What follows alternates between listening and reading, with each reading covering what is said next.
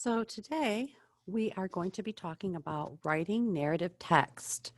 Narrative text are true stories about your life. They're small moment stories. So you're not telling me about getting out of bed and going in order of all these things you're doing. You're taking a small moment and you're using details from the details hand to build on that.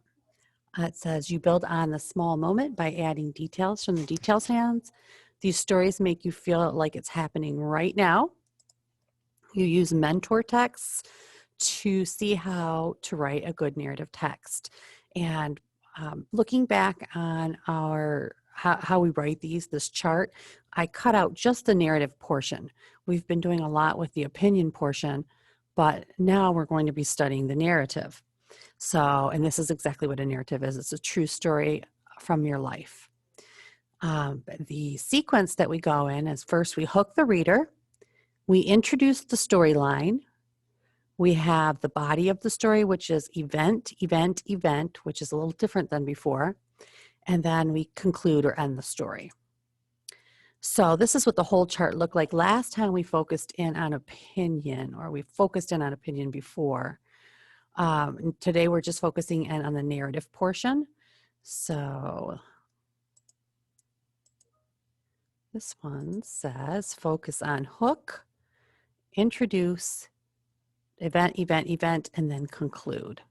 And then when I talk about details from the details hand, this is what the details hand looks like.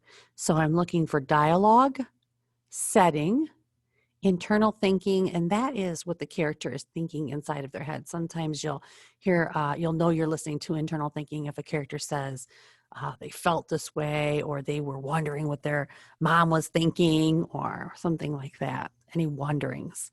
Character action, that is what the characters are doing. And then physical description. So anytime the author describes a person, a place, or a thing, what they look like, things like that.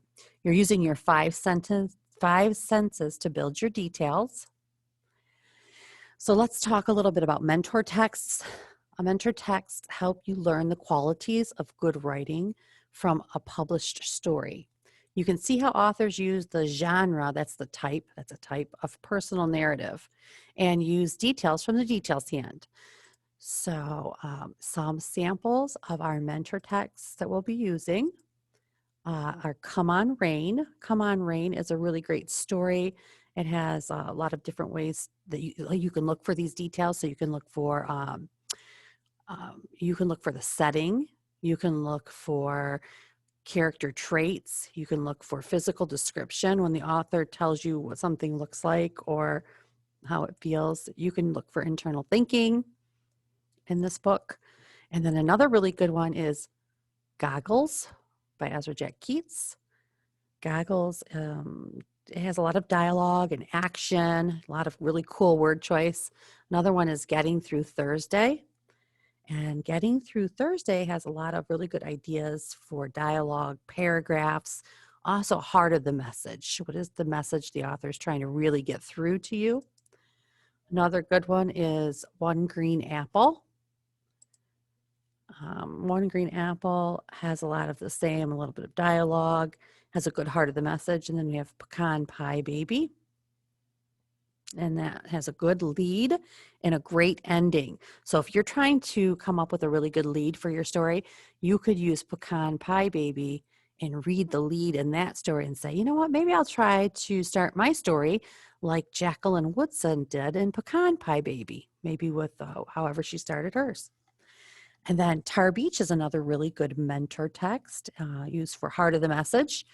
And it also has a good lead, and it also has a really good ending. So you could use that for how you end your story. You could try to do it like this author, Faith Ringgold, did.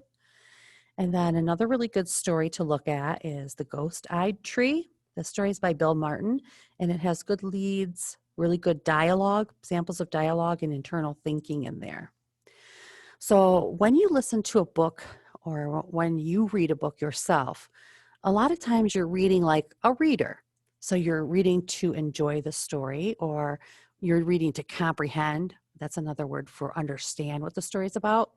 Or sometimes you're visualizing the story inside of your head while you're reading, or you're making connections to your own life. Sometimes you're just practicing fluency, and that means you're reading and you're pausing at the right spots. Sometimes you're setting a purpose for reading. Now, when you're reading like a writer, you're listening for the things that you know that writers do well. So you're listening for what's called the writer's voice. You're shopping for ideas to write about. So you're looking at how the author wrote. Maybe you like the way that One Green Apple had the heart of the message where it's okay to be different. Maybe you want to write a story about it's okay to be different. Or maybe you like the way that each kindness talks about how it's important to always be kind. So you could shop for that idea from that story and say, I think I'd like to write a story like that also. I once had a time when someone was really kind to me, or there was a time when I was really kind to someone. That's what shopping for ideas to write about means. When you're reading like a writer, you're also noticing word choice. How did the author use words?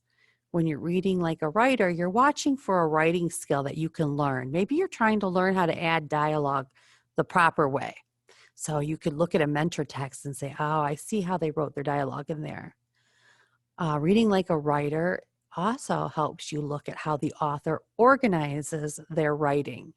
So, those are some things to think about when you're either listening to a story someone else is reading to you.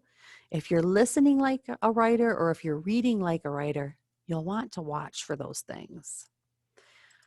So, try to read like a writer. Let's try it out.